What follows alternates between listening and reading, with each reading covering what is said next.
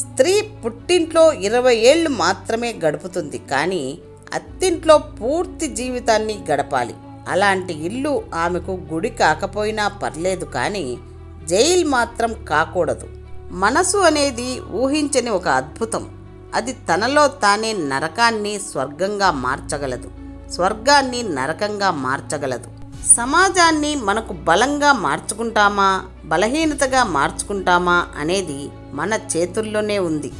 మార్పు నిన్ను గమ్యం వైపు అడుగులు వేయిస్తే, ఓర్పు నిన్ను విజయానికి దగ్గర చేస్తుంది.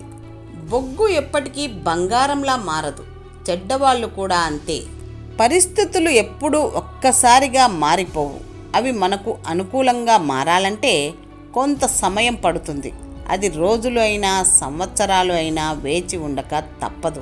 మనస్సుపై నియంత్రణ ఉన్నప్పుడు ఏ పరిస్థితులు మనిషిని బలహీనపరచవు.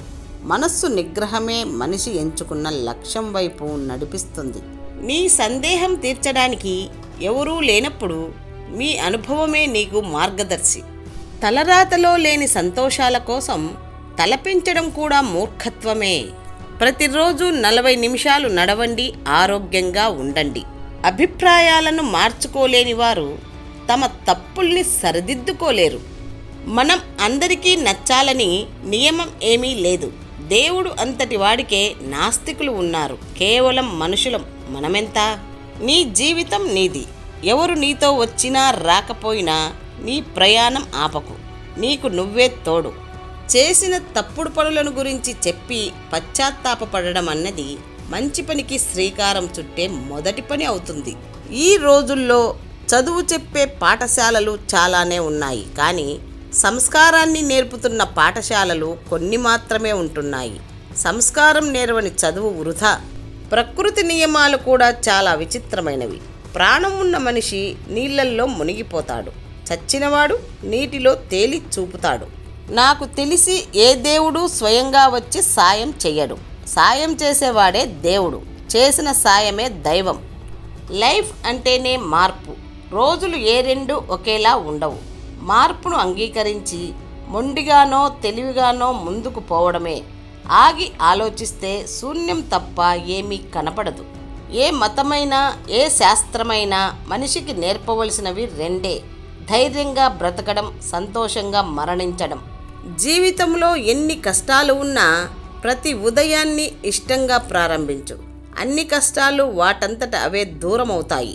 ఆకారాన్ని చూసి మనిషిని, మనస్తత్వాన్ని అంచనా వేయకూడదు.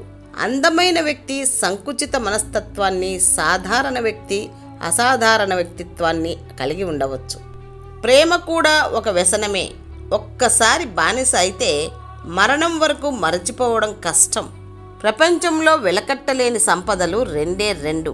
ఒకటి మనశ్శాంతి, 2 సంతృప్తి.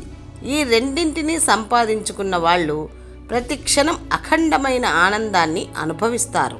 మనల్ని ప్రేమించే వారి విలువ మనం వద్దు అనుకున్నప్పుడు కాదు, వాళ్ళు మనల్ని వద్దు అనుకున్నప్పుడు తెలుస్తుంది. ఆనందానికి మార్గం మీ హృదయంలో ద్వేషం లేకుండా, మనసులో చికాకు లేకుండా ఉంచుకోవడమే. నీవు సంతోషంగా ఉండు. నీ సంతోషాన్ని నలుగురితో పంచుకో. అదే అసలైన సిసలైన సంతోషం. మనిషి తన నిశ్చల మనస్సుతోటి, పూర్తి నమ్మకంతోటి ప్రయత్నం చేయకుంటే అనుకున్న లక్ష్యం సాధించలేరు. లక్షలు కట్నం తెచ్చే అమ్మాయి కన్నా నీ లక్ష్యాన్ని తన లక్ష్యంగా భావించే అమ్మాయిని ఇష్టపడు.